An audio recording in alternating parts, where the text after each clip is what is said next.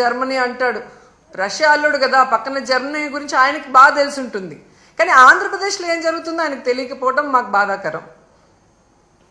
నేను highest seats గెలుచుకున్నాను కాబట్టి అసలు ప్రతిపక్ష హోదా నాకుండాలి అన్నాడు. సంతోషం, నువ్వు ప్రతిపక్ష నాయకుడిగా ఉండి చంద్రబాబు నాయుడు చేసే తప్పుల్ని నిలదీస్తాను, ప్రజల పక్షాన ఉండి పోరాటం చేస్తాను అంటే వెంటనే మీ డిప్యూటీ సీఎం పోస్టుకి రాజీనామా చేసి ప్రతిపక్ష హోదా తీసుకొని ఎదురుగా కూర్చొని ఆయన చేసే తప్పుల్ని ఎత్తి చూపించండి.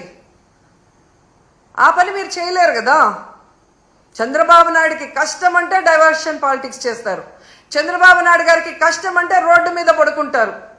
కానీ ఈ రాష్ట్రంలో ఆడపిల్లలు రేప్ అవుతున్నా, మర్డర్ అవుతున్నా, విద్యార్థులు రోడ్ల మీదకి వచ్చి చెప్పులతో కొట్టుకుంటున్నా, వాళ్ళకి జరిగిన అన్యాయానికి మీరు హాస్పిటల్ బెడ్ మీద పడుకొని ఏమీ విన్నట్టు ఉంటారు. ముందు మీ స్పీచ్లో ఆవేశంగా మీరు చెప్తుంటే నిజమని నమ్మిన వాళ్ళు ఈరోజు